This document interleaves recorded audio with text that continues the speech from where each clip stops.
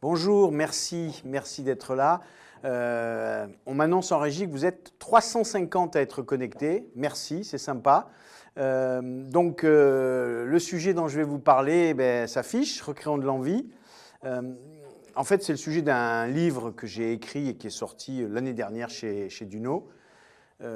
Mais avant de vous raconter ce qu'il y a derrière cette accroche « Recréons de l'envie » parce que le plaisir est un facteur de performance, je voudrais vous dire en quelques mots pourquoi je me suis intéressé au sujet de l'envie dans l'entreprise et puis pourquoi, du coup, j'en ai fait un livre.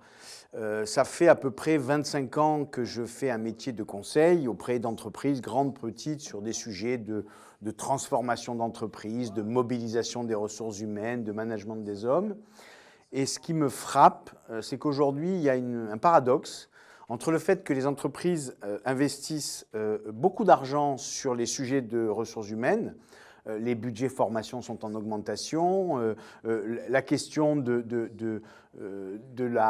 bien-être au travail n'a jamais été aussi centrale, on s'intéresse aux risques psychosociaux. Donc il y a un vrai investissement des entreprises sur ces sujets-là. Et parallèlement, quand on regarde les baromètres sur les grandes études dans le rapport au travail, le rapport à l'entreprise, on s'aperçoit que ces baromètres ne sont pas très bons et que l'engagement des salariés en entreprise, la motivation au travail, tous ces critères-là sont en baisse. Donc on est face à un paradoxe. Les boîtes investissent de plus en plus, les entreprises investissent de plus en plus dans la ressource humaine. Et pourtant, les salariés sont de moins en moins engagés. Et ça m'a vraiment interpellé. Et je pense qu'à l'origine de ça, on a un sujet qui est qu'on approche cette question de l'engagement au travers d'une notion qui est la motivation. Et de ce qu'on connaît tous, qui est ce cycle, ce cercle vertueux, pense-t-on, de la performance, qui fait que la motivation fait la performance, que la performance fait le résultat, que le résultat permet de récompenser et que la récompense génère la motivation. Si on s'arrête 2 secondes sur la notion de motivation, il faut avoir en tête quelque chose de très précis en tête, qui est que la motivation, c'est une équation individuelle et raisonnée. Je m'explique. Qu'est-ce qui fait que je suis motivé? En fait, c'est le fait que je fais un effort au travail, je passe du temps, je m'engage, je m'investis. Et en contrepartie de cet effort, si j'ai une récompense qui est proportionnée à cet effort, alors ça me donne des motifs d'action. Donc vous voyez, c'est très individuel et c'est très raisonné. C'est un calcul quasi walrasien, c'est le calcul de l'homo economicus qui est dans la maximisation sous contrainte. Donc je m'investis si j'ai un retour qui est proportionné à l'effort que j'ai accompli. Or, cette approche raisonnée, elle a ses limites. J'aime beaucoup cette phrase de Paul Valéry qui dit « La raison règne, les émotions gouvernent ». Si on approche tous les sujets d'engagement, de mobilisation humaine dans l'entreprise avec une approche raisonnée, on passe à côté d'une question essentielle qui est celle des émotions, qui est résumée par cette phrase donc, de Paul Valéry « La raison règne et les émotions gouvernent ». 100, vous devez vous demander à quoi correspond ce chiffre. Eh bien 100, c'est le nombre d'émotions que ressent par jour un individu. Moi, personnellement, ce matin, je me suis levé très tôt, comme certains d'entre vous, j'imagine, pour aller bosser. J'étais un peu dans le bleu, j'ai renversé mon café, hop, j'ai eu un petit coup de colère. Je suis papa d'une pépette de 16 mois, donc avant de partir, je suis monté dans sa chambre, je me suis penché sur son berceau et là, j'ai pris un shoot mi-pissou, mi-odeur de savon et hop, une émotion de bonheur. Et comme ça, toute la journée, j'ai vécu un certain nombre d'émotions. Là, celle-ci d'être en face de vous, par exemple, c'est quelque chose d'assez excitant. Et donc une centaine dans la journée. Et les entreprises voudraient que le salarié démarre sa journée, commence à vivre des émotions et quand il arrive à la porte de l'entreprise, il dépose son sac plein d'émotions à la porte, il rentre, il vit une journée extrêmement rationnelle, raisonnée, il n'y a pas d'émotions. Et puis en fin de journée, il sort, il reprend son sac d'émotions et sa vie d'être humain reprend.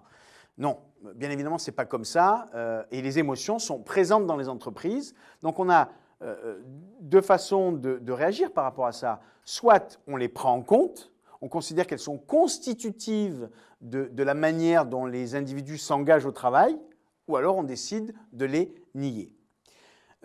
Deuxième chiffre, c'est 4. Parce que quand on parle d'émotion, on a l'impression que c'est un champ immense, très vaste. De quoi parle-t-on? 4. 4, c'est le nombre d'émotions. Il y a 4 émotions dominantes. Quand j'ai travaillé sur mon bouquin, j'ai bossé avec un psychologue clinicien qui s'appelle Robert Zuilly, qui est, à mon sens, le spécialiste français des émotions, qui en dénombre 4. Certains courants de pensée en dénombrent 6. Ces émotions, c'est quoi? C'est la joie, la tristesse, la colère et la peur. 4 émotions dominantes et c'est ça qui fonde l'état émotionnel des individus et donc des individus dans l'entreprise. De quoi on parle quand on parle d'émotions? En fait, très longtemps, j'ai cru, avant de m'intéresser au sujet, que les émotions étaient un sujet psychologique. En fait, pas du tout. C'est un sujet cognitif. L'émotion est un sujet de perception. Alors avant de venir, j'ai fait un petit scanner de mon cerveau que vous voyez à l'écran. Dans cette coupe, vous voyez une glande qui s'appelle l'amygdale qui est entourée. Alors ne pas confondre amygdale et amygdale. On peut vivre sans amygdale, on peut beaucoup plus difficilement vivre sans amygdale. Et d'ailleurs, il y a une étude qui a été faite dernièrement par les Américains qui montre qu'un certain nombre de serial killers, tu sais, ces gens qui sont capables de découper des gens en morceaux, de les manger, et là vous avez peut-être une émotion de dégoût au moment où je vous raconte ça, ont un déficit au niveau de l'amygdale. Donc cette petite glande fonctionne comme un décodeur, donc je perçois la réalité dans laquelle je vis, mon environnement, et ça décode, mise à mal ou mise à bien, de mes buts ou de mes valeurs. Si par exemple je suis face à une situation qui met à mal mes valeurs, imaginez que mes valeurs, une valeur auquel je crois beaucoup parce que c'est mon éducation, c'est la valeur de justice et d'équité. Si je suis face à une situation que je trouve injuste, mon amygdale va décoder mise à mal de la valeur justice, sentiment d'injustice, émotion de colère. Et donc, le mécanisme fonctionne comme ça. Si je ressens un sentiment de danger, l'émotion que je ressens est la peur. Un sentiment d'injustice, l'émotion est la colère. Un sentiment de perte, l'émotion est la tristesse. Et enfin, un sentiment de réussite, de satisfaction, de fierté, l'émotion et la joie. Donc ça fonctionne comme ça. Donc j'appréhende mon environnement, je le perçois cognitivement et cette amygdale fait ce travail de décodage. Comment ça fonctionne? Alors je vais commencer à être dans des schémas de plus en plus compliqués. Je vais jouer au consultant, donc je vous projette des schémas très compliqués et après je vous explique que c'est très simple. Voilà, donc vous avez une situation professionnelle, une perception qui génère une émotion, telle que je viens de vous le raconter. Et il y a un phénomène extraordinaire qui est que quand je perçois une émotion, si par exemple je suis en colère, il va se passer que je vais regarder mon environnement, ma torche attentionnelle, et que je ne vais voir dans mon environnement que ce qui me conforte dans l'idée que j'ai raison d'être en colère. Je vis une situation, je trouve que mon manager est injuste avec moi-même, avec moi. Il ne me traite pas correctement, il n'est pas équitable dans les décisions qu'il prend. Ça génère de la colère chez moi. Et donc, je vais regarder mon manager et je vais regarder ce qu'il fait avec cette colère. Et du coup, je ne vais voir dans ce qu'il fait que ce qui me conforte dans l'idée qu'il est injuste et que j'ai raison d'être en colère. C'est ce qu'on appelle la justification émotionnelle ou la rationalisation a posteriori. Et ça renforce l'émotion. Donc vous voyez, on est sur un processus qui s'auto-alimente. Je perçois, je décode, je ressens, et ensuite ça conditionne la manière dont je regarde mon environnement et ça auto-alimente le système. Alors vous vous dites, mais quelle est la relation entre les émotions et l'envie? En fait, et c'est là la différence fondamentale entre deux mots qu'on confond, qui sont la motivation et l'envie. La motivation, vous l'avez compris, c'est une équation individuelle et raisonnée. Je mesure un effort, une récompense, et j'ajuste les deux. L'émotion, il y a une dimension beaucoup plus collective, l'envie, il y a une dimension beaucoup plus collective, et surtout, il y a à la base de l'envie des émotions. C'est-à-dire que si je suis dans un climat émotionnel positif, ça me donne une énergie, l'énergie d'entreprendre, d'aller de l'avant. On a tous vécu ces situations où on se lève le matin, on est plutôt bien dans sa tête, on est plutôt optimiste, on ressent plutôt des émotions positives et on va s'apercevoir qu'on va faire dans une journée mais 1 milliard de choses.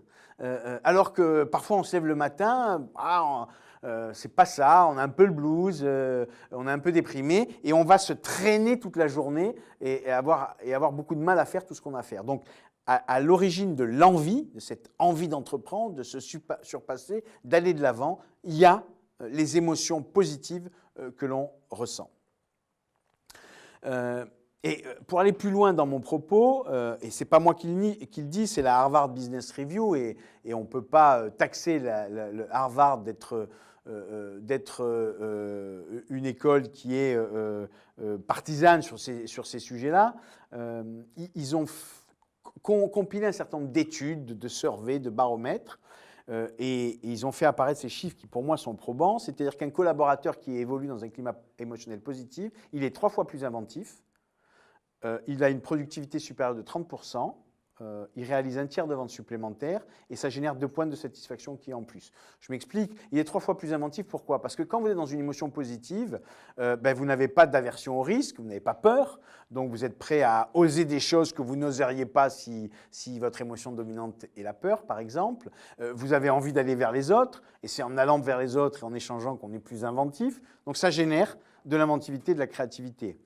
On a une productivité supérieure à 30% pour la raison que j'évoquais, qui est que on est mieux dans sa tête, on se lève le matin, donc on arrive à l'heure au bureau, on n'est pas en retard, on reste plus longtemps parce que on est bien, et voilà. Donc ça génère de la productivité, et puis ça fait 1/3 de ventes supplémentaires. Là, c'est une étude qui a été faite sur Walmart, que vous connaissez peut-être, qui est l'enseigne numéro 1 aux États-Unis et dans le monde, un distributeur, une grande surface. Ils ont mis simplement dans les rayons des gens dont la seule fonction était d'apporter un conseil, de discuter avec les ménagères, donc de renvoyer des choses très, très positives. Et ils se sont aperçus que le panier moyen de la ménagère à la sortie, il augmentait considérablement parce que j'allais prendre un produit dont je n'avais pas forcément besoin, mais que le garçon qui m'avait fait le conseil était plutôt sympa et donc ça me donnait envie de l'acheter. Voilà, donc c'est bien un sujet de performance. Ce n'est pas qu'un sujet de bien-être au travail, ces sujets-là, c'est un sujet de performance, véritablement. Malheureusement, à quoi sommes-nous confrontés aujourd'hui dans les entreprises? On est confronté à un climat qui est caractérisé par, par toute une série de choses qui apparaissent à l'écran. On est et on vit tout ça, vous comme moi, dans les entreprises avec lesquelles on travaille ou dans lesquelles on travaille. On est tous confrontés à la pression du court terme, hein, on est dans une espèce d'urgence permanente. La répartition des efforts qui est jugée parfois inéquitable, il y en a qui travaillent plus que d'autres, pense-t-on, des contraintes réglementaires, des changements successifs, une recherche de productivité qui amène souvent à des réductions budgétaires. Toute une somme de choses qui génèrent de la perte de repères parce que ça change tout le temps, de l'anxiété et le stress liés à la dictature de l'urgence, la méfiance et la suspicion, on a l'impression que c'est toujours les mêmes à qui on demande le plus, etc. etc. Et tout ça, ça a pour conséquence de générer un climat émotionnel qui est beaucoup sur la colère. Beaucoup quand il y a des transformations, moi ce que j'entends dans les entreprises avec lesquelles je bosse, c'est que les gens me disent mais ça tombe toujours sur nous, c'est toujours à nous qu'on demande des efforts. On a changé l'organisation il y a 3 ans, on rechange d'organisation et c'est à nous à nouveau qu'on demande de faire des efforts. Donc un sentiment d'injustice qui génère de la colère, de la peur bien évidemment. Les gens se disent mais qu'est-ce qui va se passer, qu'est-ce qu'on va devenir, qu'est-ce que sera mon job demain, de la tristesse, le sentiment de perte, les équipes se séparent, je ne travaille plus avec les mêmes personnes, voilà. Donc, c'est ça le climat émotionnel, malheureusement, auquel sont confrontés dans les entreprises. Ce n'est pas nouveau. Ce n'est pas nouveau parce que ça fait 30 ans que la plupart des entreprises sont, du fait de la mondialisation, du fait de l'hypercompétitivité, sont confrontées à ces phénomènes-là. Ce qui est nouveau, selon moi, c'est que pendant très longtemps, le management avait une fonction de régulation de ces tensions et qu'aujourd'hui, il ne les régule plus, ces tensions, il les amplifie. Vous avez vu l'effet de style du slide. Là, j'ai passé 3 heures pour faire cet effet de slide, donc j'espère que vous appréciez. Et les managers, dans quelle situation sont-ils? Aujourd'hui, ils sont confrontés à quoi? On veut produire de la qualité. Et donc, pour produire de la qualité en grande série, il faut standardiser. Standardiser les modes opératoires, standardiser les gestes professionnels. On est sur de la contrainte financière, donc il faut gérer. On est sur de l'obligation réglementaire, donc il faut contrôler. Et le manager, il est devenu une espèce de contremaître en col blanc. Il passe un temps fou dans des tâches de contrôle, de reporting, de supervision, au détriment de quoi? De la qualité des relations managériales. Une étude Segos qui date de 2 ans montre qu'un manager qui gère une équipe d'une 30aine de personnes passe en moyenne 20 minutes par semaine et par personne en face-to-face, en one-to-one. Donc il y a des moments de management collectif, mais les moments un peu intimes où on se parle des choses, où on régule un certain nombre de tensions, c'est 20 minutes par semaine et par personne. Petite anecdote, 2 anecdotes. Je travaille pour un grand opérateur de télécom anciennement nationalisé, qui est le leader sur son marché, dont je tairai le nom. Ils ont fait dernièrement une étude et ils se sont aperçus qu'il y avait à peu près 250 types de reporting différents dans la boîte. On est entré dans cette espèce d'air où chaque fois qu'il y a un trou, on met un thermomètre, si vous me permettez l'expression. Donc tout est contrôlé, tout est mesuré et les managers deviennent des champions du monde de la maîtrise du tableau Excel qui consiste à rentrer des chiffres pour faire des reportings à des gens qui sont dans les sièges et qui ont besoin de contrôler. Et puis, autre anecdote, une grande entreprise ferroviaire française, dont je tairai le nom, les managers sont appelés des fromagers.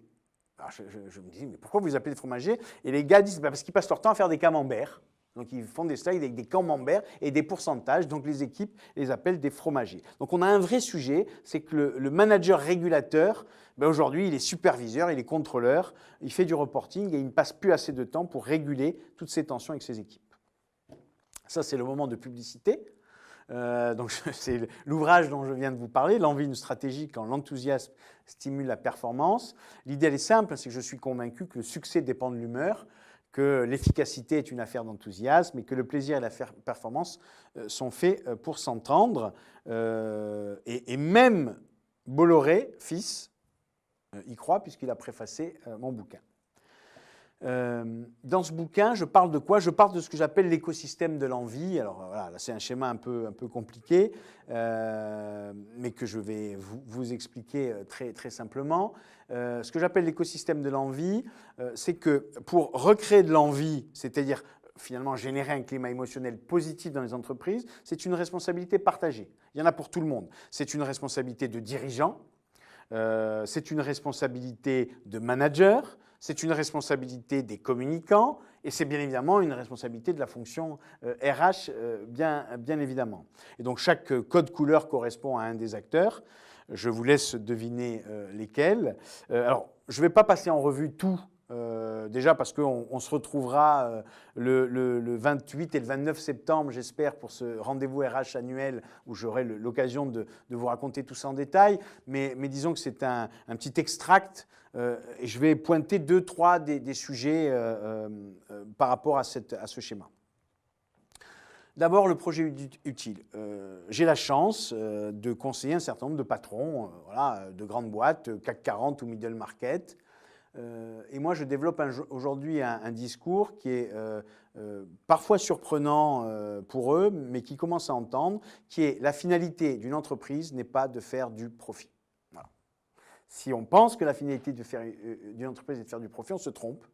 La finalité d'une entreprise, c'est de faire du progrès économique, du progrès social, du progrès technologique, du progrès sociétal. Et il se passe un truc extraordinaire, c'est qu'une entreprise qui fait du progrès, elle fait du pognon. Et c'est merveilleux parce que le pognon, c'est essentiel. Si une boîte ne gagne pas d'argent, elle ne peut pas s'en sortir. Mais si elle gagne de l'argent, cet argent va lui permettre de financer le projet qui fait le progrès, qui permet de gagner du pognon. Et le sens des choses est bien celui-là. C'est qu'à l'origine, c'est que la finalité d'une boîte, c'est de faire du progrès.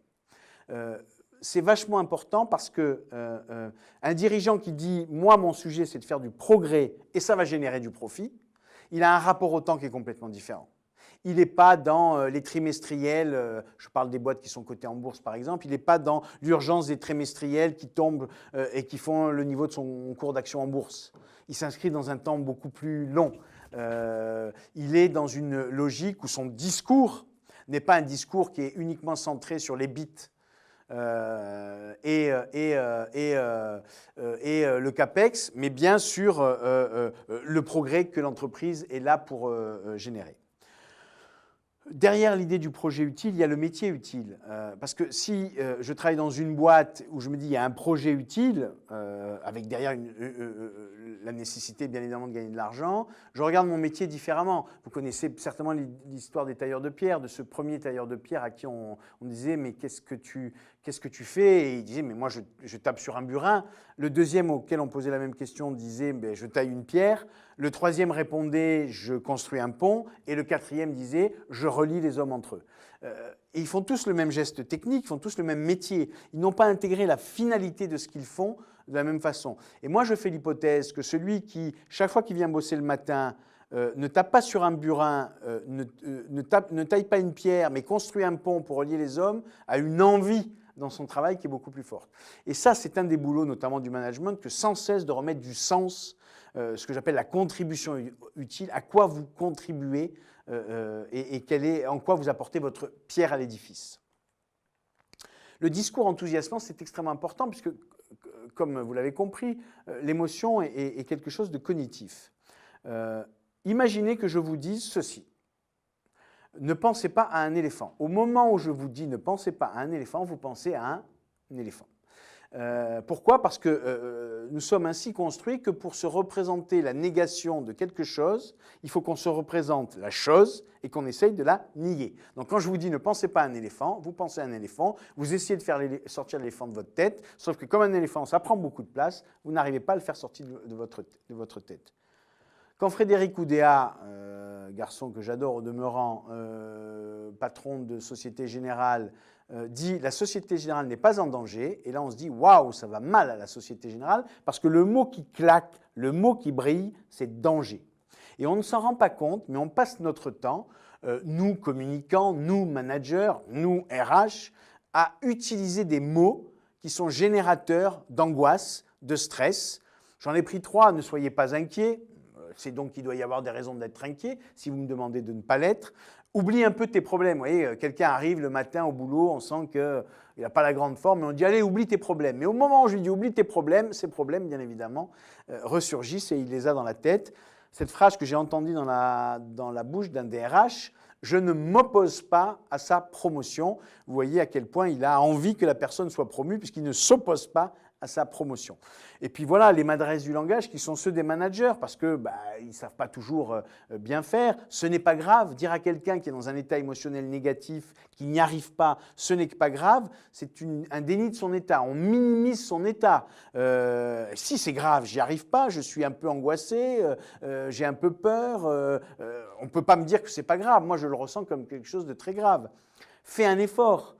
C'est un encouragement très maladroit parce qu'en fait, ça assimile le fait que les gens ne font pas quelque chose à un déficit de volonté. Sous-entendu, ça leur dit bouge-toi les fesses, quoi. Si tu te bouges les fesses, tu arriverais. Mais il y a des gens qui n'y arrivent pas parce qu'ils sont bloqués, ils sont inhibés, parce qu'ils sont dans un état émotionnel qui fait qu'ils n'arrivent pas à dépasser cet immobilisme ou cette inhibition. Voilà, et puis j'ai résumé ça par une phrase dans laquelle il y a à peu près tout ce qu'il ne faut pas dire sur la première. Ne soyez pas inquiets, la situation est difficile, mais nous allons l'affronter pour essayer de la maîtriser. Donc inquiet, difficile, affronter, essayer. De l'autre côté, soyons confiants, nous allons y arriver, car nous sommes unis, nous avons déjà réussi de tels challenges. Confiants, y arriver, unis et réussis. Ces deux phrases-là ne génèrent pas le même ressenti d'un point de vue émotionnel. Sincérité des échanges. Qui est un autre thème important. On se trompe souvent sur à quoi sert la communication. Les communicants pensent que la communication est une arme de persuasion massive. Sauf que la première définition connue du mot communication, c'est une définition du XIVe siècle, je crois, qui dit que la communication, c'est l'art et la manière de faire des choses ensemble. Si on a ça en tête, alors il ne faut pas être victime du syndrome du frigidaire. qu'est-ce que le syndrome du frigidaire? Je vais vous raconter l'histoire d'un jeune homme, moi en l'occurrence d'ailleurs, pour ne pas vous mentir, qui a rencontré un jour une jeune femme dont il était éperdument amoureux.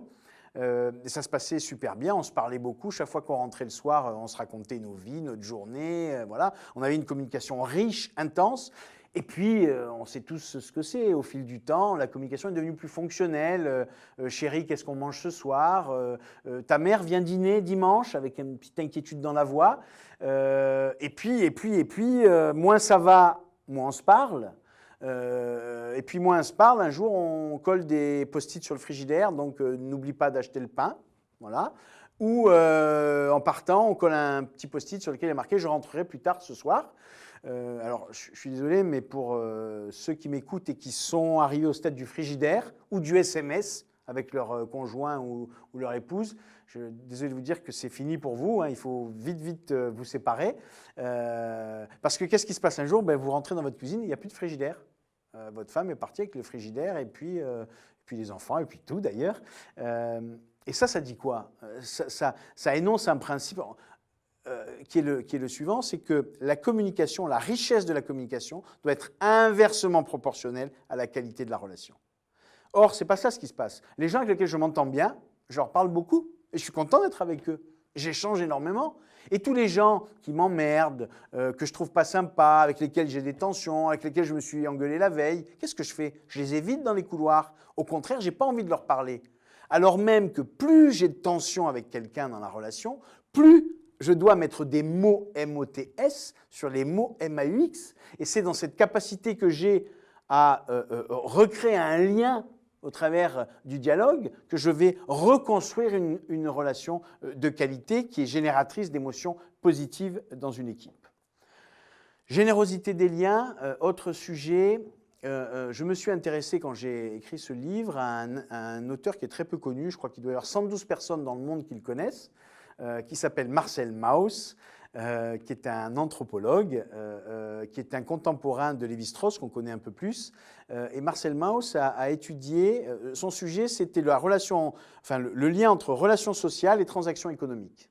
Et il a étudié un certain nombre de populations indigènes dans des endroits assez reculés pour voir comment elles jouaient ces deux dimensions, relations sociales et transactions économiques. Et ce qui est très intéressant, ce qu'il a montré, c'est que la logique du don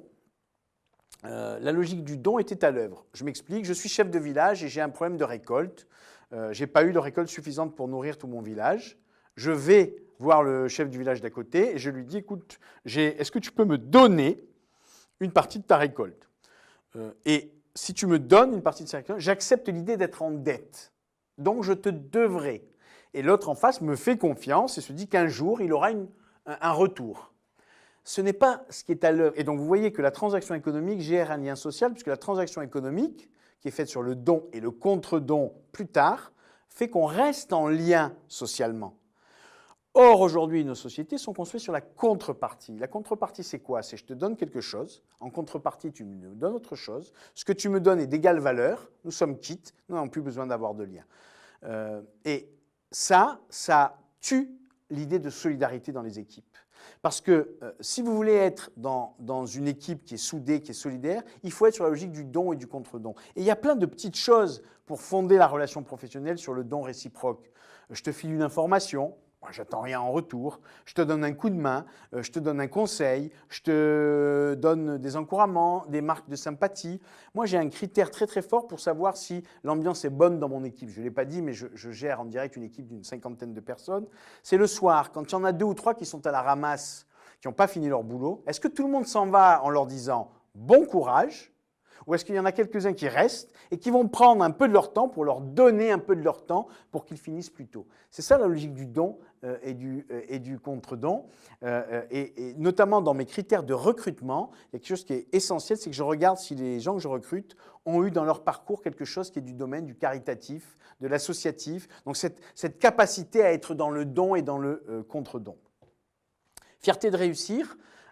Autre sujet extrêmement important, je ne sais pas si vous le savez, mais le mot le plus utilisé dans l'entreprise, c'est le mot problème. Problème, tout est problème, il y a des problèmes, on a des problématiques, il faut résoudre des problèmes. Et quand on vit dans un environnement qui en permanence est gorgé de problèmes, vous imaginez l'incidence que ça a sur notre état d'esprit. Donc bien sûr qu'il y a des problèmes dans les entreprises, mais je crois qu'il y a aussi toute une série de choses positives et que le sujet, c'est comment je me remémore, comment je savoure ces moments gratifiants pour relativiser et surmonter les problèmes récurrents. Et ça, c'est le boulot du manager. Et j'ai inventé une technique de management. Alors je vous le dis tout de suite, elle est copyright, elle est déposée, et qui marche du feu de Dieu, qui est le « putain, c'était bien ». Le putain, c'était bien, c'est quoi? C'est moi, je me force dans ma journée de travail, dès qu'on fait un truc bien avec mes équipiers, une réunion qui se passe bien chez un client, on a trouvé une solution à un problème, on a eu une discussion hyper intelligente où on a l'impression qu'on a progressé. Putain, c'était bien. Et ce putain, c'était bien, il est important parce que la force du négatif fait que dans une journée, je vais vivre 10 trucs bien et 5 problèmes. Mais ce qui va me marquer émotionnellement, ce que je vais garder à l'esprit, c'est les 5 problèmes. Et si le manager ne fait pas le travail pour que le bon moment soit conscientisé, eh bien les bons moments, ils passent et les mauvais moments, ils restent. Or, des bons moments dans une journée, des putains, c'était bien, il y en a plein. Il y a éprouver un sentiment de fierté quand je réussis quelque chose, il y a le fait d'avoir progressé lors d'une réunion en équipe, le fait d'être content de trouver une solution, le fait d'apprécier la richesse d'une discussion avec un pair ou un expert. Et puis, il y en a un autre, je ne sais pas si vous le voyez parce qu'il est en plus clair sur mon slide, qui est vouloir découvrir les qualités des autres plus que leurs défauts. Et ça, c'est une deuxième chose que j'ai vraiment à l'esprit, qui est que Roger n'est pas un con. Quoique. Non, Roger n'est pas un con. Alors, je suis désolé s'il y a des gens qui m'écoutent et qui s'appellent Roger, ce n'est pas une attaque personnelle, vous vous en doutez bien. Hein. Roger n'est pas un con, ça veut dire quoi? Ça veut dire que souvent, dans notre environnement professionnel, il y a des gens, on ne les sent pas, on trouve qu'ils ne sont pas performants, on a un regard très critique sur ce qu'ils font. Au fond de nous-mêmes, on pense qu'ils ne sont pas au niveau. Voilà, ils ne sont pas au niveau, et si on pouvait, on s'en séparait certainement, et donc on a plutôt tendance à les mettre de côté. Et si je regarde Roger avec l'idée que c'est un con, il se passe 2 choses. C'est que je ne vois chez Roger que ce qui me conforte sur l'idée que c'est un con, c'est la justification émotionnelle dont je vous parlais précédemment. Et surtout, Roger devient con.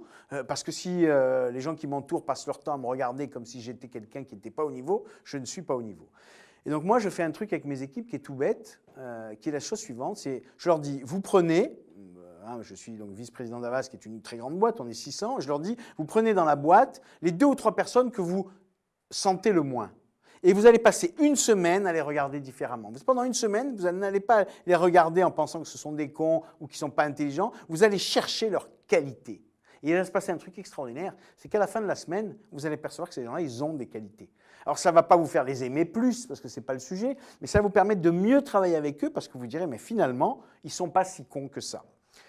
Et puis une dernière chose que moi je conseille à mes équipes et que je conseille aux managers avec lesquels je travaille, c'est le soir en partant, surtout oubliez votre cerveau au bureau. Moi j'ai une petite technique, je prends un post-it, j'écris les 3-4 problèmes que j'ai en tête et dont je sais qu'ils vont me pourrir le chemin du retour jusqu'à la maison, qui vont me pourrir mon entrée à la maison, qui vont me pourrir la nuit, qui vont me faire des trous à l'estomac à l'usage. Donc qu'est-ce que je fais? Je les écris. Et je colle ce post-it sur mon bureau en disant « Ciao les problèmes, à demain ». Et donc, je pars de mon bureau sans mes problèmes, je les ai laissés au bureau. Voilà quelques-unes des petites choses qui, je crois, font qu'on est un générateur d'optimisme, un inducteur de bonheur au travail, qui fait cette envie collective. Je suis convaincu que rien de grand, rien de durable ne se construit sans envie. Et moi, je vais vous dire ce à quoi je rêve, et c'est plus qu'un rêve, c'est un combat, c'est que je pense que les entreprises sont une communauté de désir. Quand j'ai commencé à écrire ce bouquin, je me suis dit, mais zut, on passe un temps fou au boulot.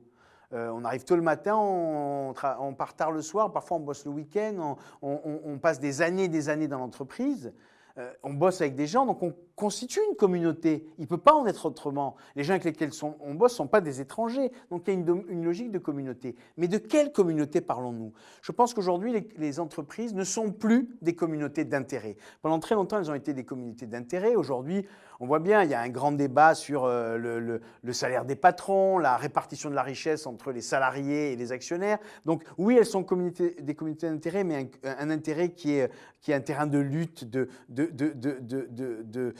d'opposition. Ce ne sont plus des communautés de destin. Moi, je me souviens d'un temps, c'est pour vous dire si je suis vieux, où on rentrait dans une boîte, on y passait sa vie, on y rencontrait sa femme, on faisait embaucher ses enfants. Je me souviens de la RNUR, Régie nationale des usines Renault, où les ouvriers Renault avaient le losange là et ils disaient « moi j'ai Renault sur le cœur ». Et donc il y avait un attachement qui était lié au fait qu'on passait sa vie dans l'entreprise. C'est fini. Les gens viennent, passent 3, 4 ans, vont ailleurs, vont à l'étranger, sont obligés d'aller chercher du boulot ailleurs parce que malheureusement ils sont touchés par le chômage. Les entreprises ne sont plus des communautés de destin. Les entreprises ne sont pas des communautés de valeurs. Les consultants en management veulent nous faire croire ça. On génère des valeurs, on diffuse des valeurs. Mais comment voulez-vous, quand vous êtes une entreprise de 100, de 1000, de 10 000 personnes, que 3 valeurs soient les valeurs de tous? C'est pas vrai. Les valeurs, c'est des valeurs. Les valeurs sont très personnelles, très individuelles. Une étude assez récente a montré d'ailleurs que 40% des DRH disent faire des choses contraires à leurs valeurs personnelles. Les entreprises ne sont pas des communautés de valeurs. Donc pour moi, elles sont des communautés de désir. Le désir qui vit le temps de l'union, qu'on passe 3 ans, 5 ans ou 20 ans dans la boîte, mais un désir qui est nourri par quoi? Par la fierté de ce qu'on réussit ensemble, et c'est le projet. Par la satisfaction d'œuvrer un projet utile, c'est la contribution, c'est le fait d'être reconnu pour ce que j'apporte, et puis par le plaisir de construire des liens de qualité avec ceux qui partagent. C'est la qualité de la relation managériale ou de la relation de travail. Donc voilà ce à quoi je crois profondément. Je pense qu'on est arrivé au bout du temps qui m'était imparti, à 42 secondes près, selon mon chronomètre. Et donc on va pouvoir passer aux questions.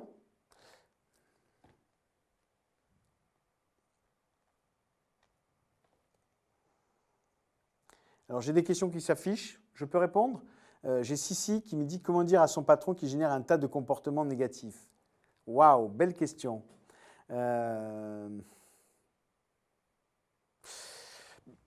Simplement en rentrant dans son bureau et en disant chef, je voudrais qu'on se parle. Voilà, je sais que vous ne le faites pas forcément intentionnellement, mais sachez que, vous voyez, quand vous dites ça, moi, ça me touche. Dites-lui, ben, vous savez, quand vous faites ça, moi, j'ai un sentiment d'injustice, ça me met en colère. En fait, je pense qu'il faut juste se mettre à hauteur d'homme et se parler. On peut tout dire et tout est entendable. Il faut juste utiliser les bons mots et les bonnes formules, parce que dire à quelqu'un, je sais que vous n'avez pas de mauvaises intentions, voilà, vous pouvez lui raconter par exemple l'histoire du petit oiseau qui était sur une branche et qui piaillait. Il est tombé de son nid, il y a une vache qui est arrivée, qui lui a pondu une bouse dessus pour qu'il soit bien au chaud. Et puis derrière arrive un renard qui le sort de la bouse et qui le croque. Et la morale de cette histoire, c'est que les gens qui vous mettent dans la mer n'ont pas toujours de mauvaises intentions, et les gens qui vous sortent de la mer n'ont pas toujours de bonnes intentions. Voilà, donc votre manager, peut-être qu'il n'est pas, serein avec vous, il est un peu négatif dans ses comportements, mais il n'a pas forcément de mauvaises intentions. C'est aussi sa personne et ses propres problèmes personnels. Donc moi, je crois qu'il faut parler, rentrer dans le bureau, s'asseoir et dire les choses simplement à hauteur d'homme. En tout cas, il faut essayer. On n'a jamais que les réponses aux questions qu'on pose. Hein. Donc si on ne pose pas la question, on ne peut pas avoir de réponse. Mais c'est une vachement bonne question, si. Matt, bonjour. Bonjour Matt. Peut-on mesurer de manière efficace la performance générée par le bien-être au boulot? Est-ce qu'il existe des indicateurs simples à mettre en place? Alors, et là, là aussi, c'est un sujet qui est central parce que comme on est dans un monde de raison, très rationnel, si je ne suis pas capable de démontrer chiffres à l'appui ce que je raconte, les gens disent c'est bien gentil ton truc, mais c'est pas rationnel. Et donc là, on est sur un truc compliqué parce que, vous l'avez compris, la dimension de ce que je raconte, c'est très dans l'émotion. Donc l'émotion, c'est difficile de mesurer, de quantifier. 2 ou 3 choses quand même.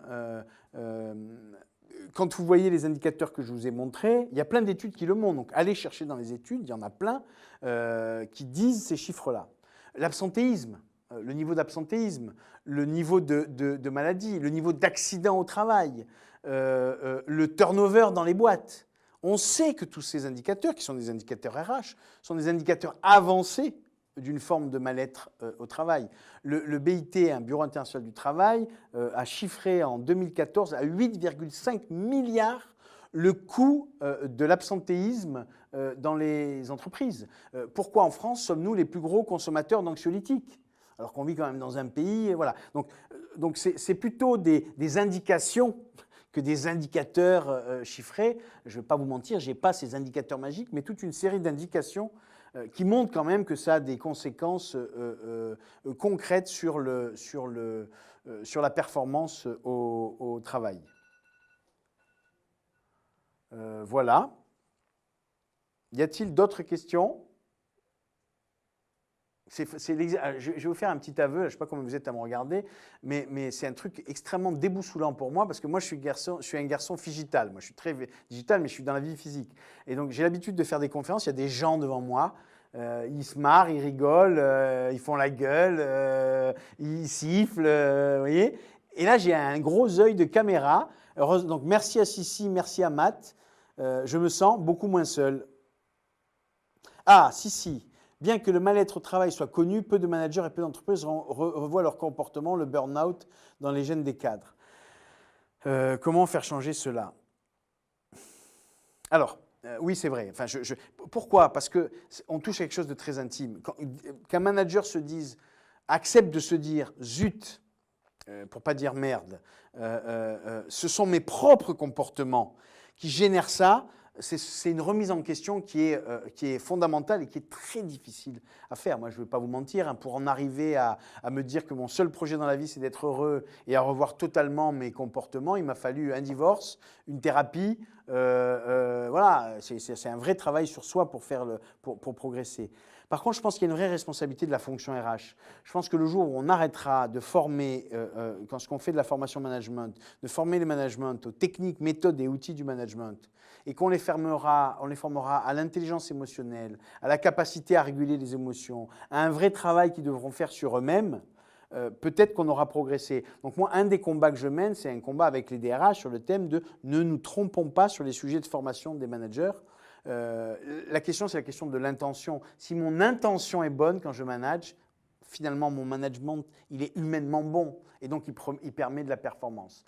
Et donc, il faut former les managers ou les aider à progresser sur ces sujets-là. Et ce n'est pas en leur donnant la boîte outils pour comment je délègue, comment j'anime une réunion ou comment je mène un entretien en 4 points, quoi. Je pense que ce n'est pas ça le sujet.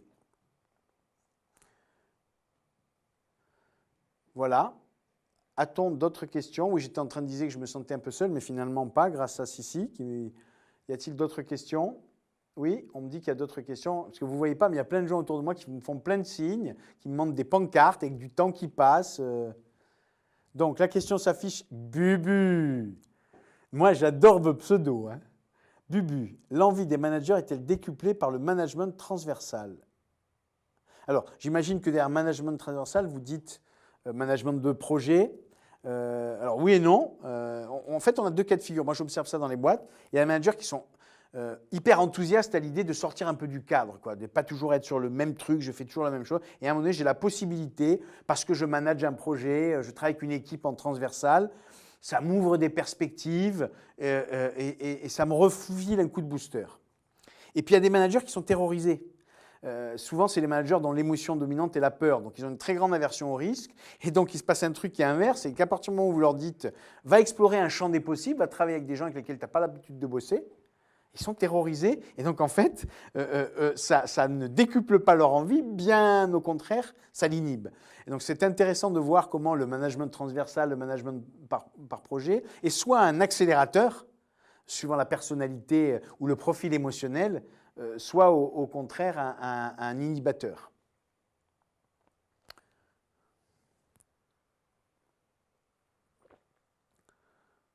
Oui, une autre question ? Ah oui, il faut que je remonte. Comment faire changer cela? Non, j'ai déjà eu. Ah, Alain.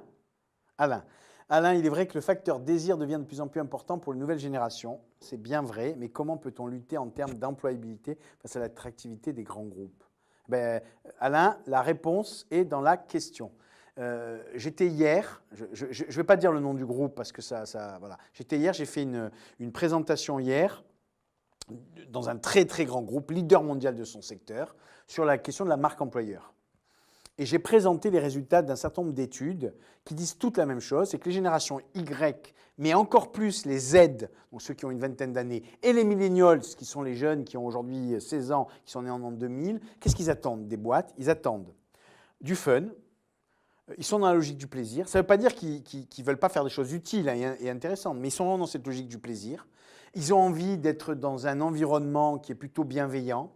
Ils ont envie d'avoir des marges de manœuvre, de la responsabilité, du challenge.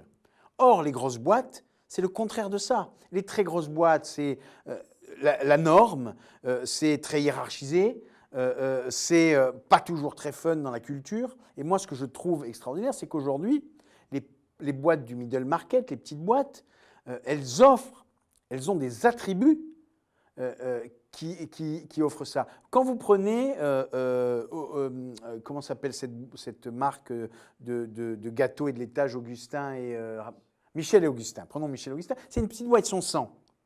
Mais ils ont un succès fou en termes de recrutement. Il y a plein de gens, y compris des gens qui ont des tas de diplômes, qui veulent aller bosser là-bas, juste parce qu'il y a un beau projet, c'est fun et ça donne envie.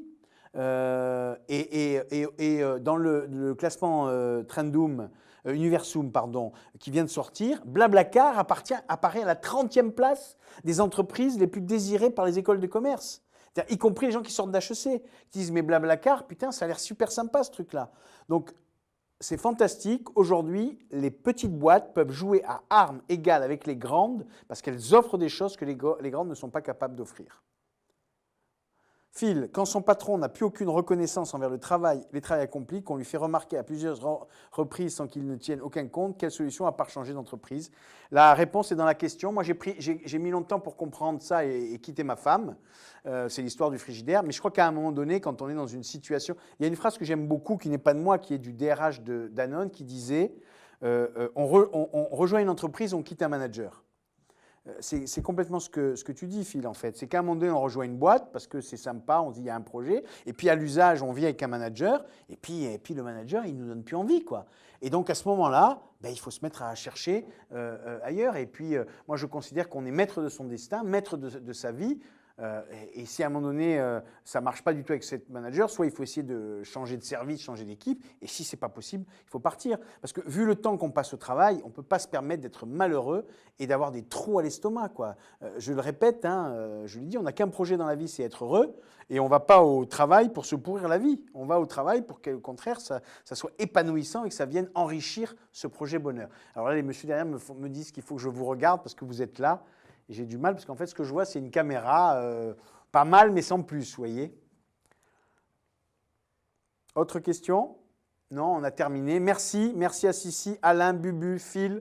Voilà, et puis vous n'oubliez pas, on se retrouve 28 et 29 septembre pour le premier rendez-vous annuel de DRH où j'aurai l'occasion de vous parler dans la vraie vie. Merci, ciao. Et n'oubliez pas, on n'a qu'un projet dans la vie, être heureux. Salut!